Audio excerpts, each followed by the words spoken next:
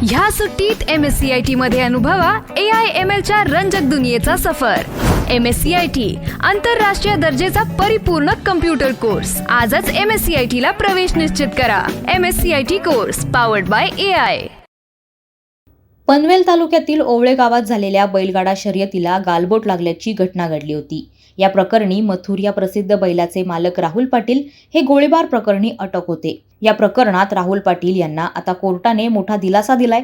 राहुल पाटील यांना कोर्टानं दिनांक 24 एप्रिल रोजी म्हणजेच तब्बल 40 दिवसांनंतर जामीन मंजूर केलाय। पनवेल येथील मेहरबान प्रथम वर्ग न्यायदंडाधिकारी SS मुजावर मॅडम यांच्या न्यायालयानं राहुल पाटील यांची 50,000 रुपयांच्या जामिनावर सुटका केली आहे। या बातमीने राहुल पाटील समर्थकांमध्ये जल्लोषाचं वातावरण पसरलंय।